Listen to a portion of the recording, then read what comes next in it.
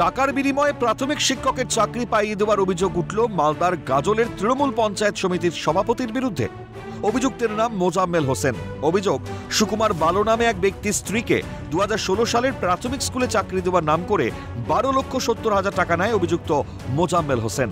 পরবর্তীতে চাকরির নিয়োগপত্র নকল প্রমাণিত হয়।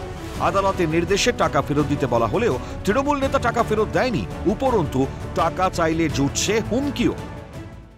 বর্তমান গাজল পঞ্চায়েত সমিতির সভাপতি মোজাম্মেল হোসেন আমার থেকে 12,70,000 টাকা নিয়েছিল। তারপরে আমার মিসেসকে প্রাইমারি স্কুলে জয়েন করবার একটা অ্যাপয়েন্টমেন্ট লেটার দিয়েছিল।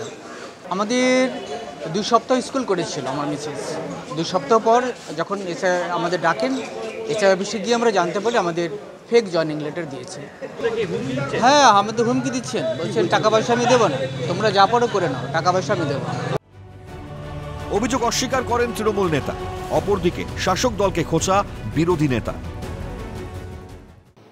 বিষয়টা সর্বৈব মিথ্যা, পুরোপুরি মিথ্যা। সুকুমার ভালো বলে কেউ আছে আমার জানা নেই। অনেকে আমার ঘরে এখানে আসেন, অনেকে যান।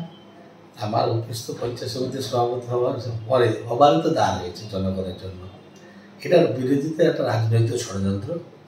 এই মতো অবস্থায় গোটা বাংলার সঙ্গে সঙ্গে গাজলের মতো জায়গায় আর এরকম করে বিভিন্ন জনপ্রতিনিধি তৃণমূলের যারা এক একটা পদে বসে আছেন, তাদের এই দুর্নীতি আর রাজ্যের যে করুণ অবস্থা তারই একটা আর প্রমাণ স্বরূপ আমাদের সামনে এসে দাঁড়ায়।